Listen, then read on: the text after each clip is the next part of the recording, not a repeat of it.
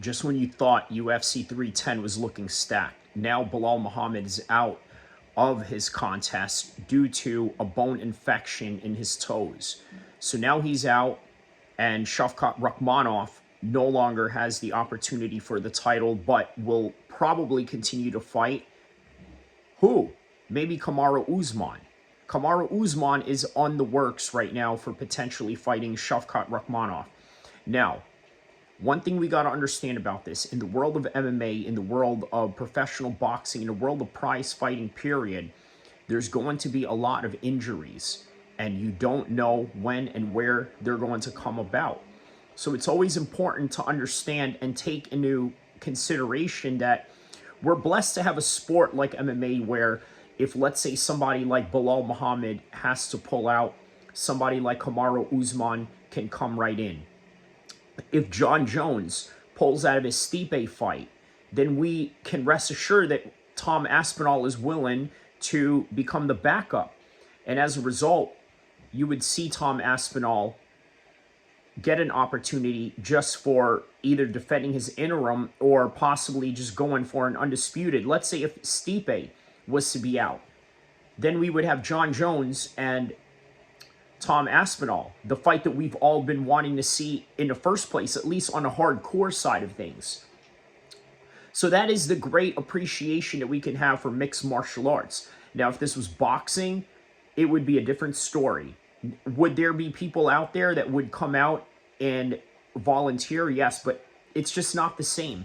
The way that the UFC markets its talent, markets its brand on top of the talent, but never overstepping the talent in terms of the brand being smaller than the talent, right? Because the brand is always bigger than the athlete. And as a result, nobody is bigger than the program when it comes to the UFC.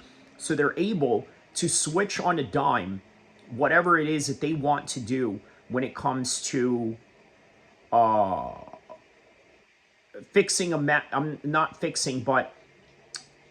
fixing a problem in a matchup, meaning finding replacements. I'm not talking about actually fixing the fight in of itself, although that is a controversial outlook that I probably don't even want to entertain to any degree.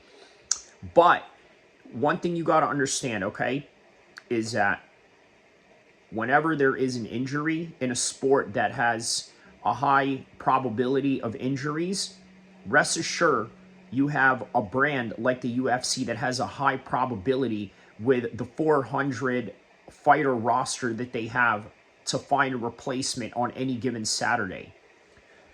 So as a result of that, what is UFC 310 now going to look like? Because in the first 3 minutes, I just explained to you the breaking news of Belal Muhammad being out of this fight and what this whole entire card is going to look like. Obviously, Alexandra Pantoja is taking on Kai Askarara. By the way, a guy who doesn't even have a Wikipedia, but is very popular in Japan, which really shows you the depth of the flyweight division. Now, Dana White has mentioned something to the effect of, well, he's getting a title shot in his UFC debut because he's a badass.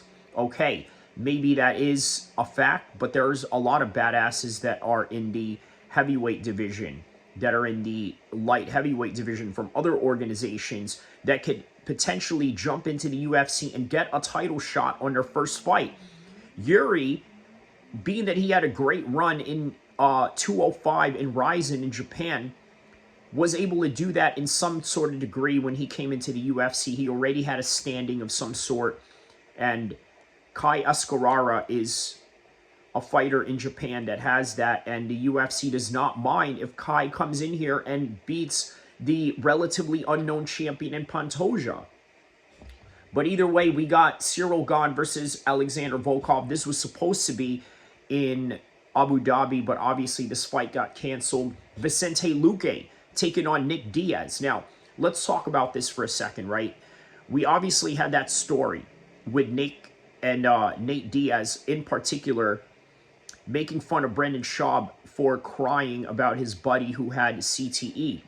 Now, you look at Nick Diaz, the type of state that he's in right now, it's not very good, and it's not looking good. And you know what? Going in here, taking on a very violent fighter with the type of style that sort of lends itself to that in Vicente Luque, I don't think is going to help Nick Diaz in any way. Now, looking at the record, looks pretty identical, right? Although Nick Diaz has a little bit more wins, a little bit more experience, 8 fights over Vicente Luque.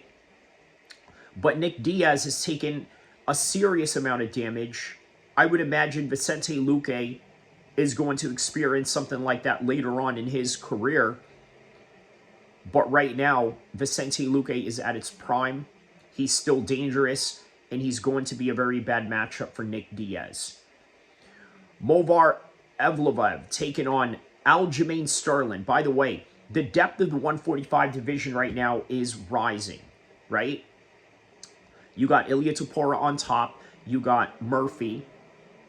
You got Evloev, Movsar right now. Now you got Aljamain Sterling joining the mix of all these guys, coming from being a former 135 champion and obviously growing into the 145 frame. Now, how I see this fight, obviously I'm going to do a more in-depth prediction and reaction and also analysis on these fights. But right now, what I can tell you is that Evloev is in a position where, how do I say this? He's the guy that is undefeated, prospect that is going to move up. As a result, Aljamain Sterling is the old dog that is just here to gatekeep. But I think this is going to be a matchup that's going to favor Movsar. We're going to find out the next level that he's in. We're going to find out that he is a world-level contender. And Aljamain Sterling is a guy to do that. And in the end of it, a lot of people are going to rebuttal that and say something to the effect of, well, Aljamain's not really a real 135er, or I'm sorry, a 145er. He's a 135 former champion, becoming a 145er.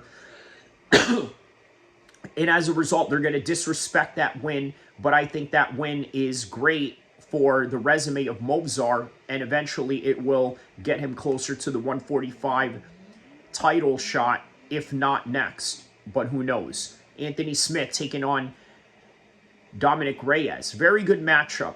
We're really going to find out where these two are at. Dominic Reyes didn't look too bad in his last fight. But obviously, this is for 2 title contenders, former title contenders going at it in the main card. Exciting as it gets, right? We're going to find out where they are in their career trajectory right now. Hey, how about this? Bryan Battle versus Randy Brown. Now, where Bryan Battle is at right now is where Randy Brown used to be. We had a lot of high hopes for him. Obviously, he's had a lot of challenges along the way in the UFC, but he's still in there hanging and becoming quite a veteran himself. Bryan Battle, now a little bit more battle-tested, coming off of that win in Paris. It's a great matchup. 2 tall welterweights, both 6'2", 6'1.5" for Bryan Battle. Both 78-inch reaches. It's virtually an identical fight with almost an identical career trajectory. Towson Texera, undefeated heavyweight, taking on Lucas Bresky. So they got all these new heavyweights that are coming into the scene right now. Cody Durden taking on Joshua Van, flyweight division. How about this? Clay Guida. Talk about gatekeepers and newcomers and whatnot, right? Taking on Chase Hooper. And then Michael Chiesa taking on Sacramento's own Max Griffin. So far, that's what we have for the current matchups in UFC 310. But this is very unfortunate that Belal Muhammad had an infection and was ultimately taken out of this fight.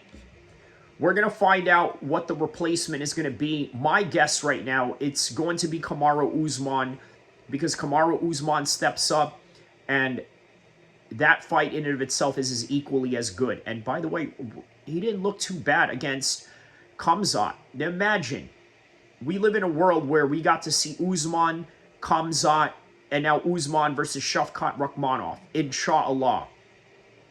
Obviously, I'm gutted for Belal Muhammad, but at least Shavkat Rakhmonov may have a potential opponent. And if they do, they got to do it for an interim title. Well, that is all that I have for this one right now.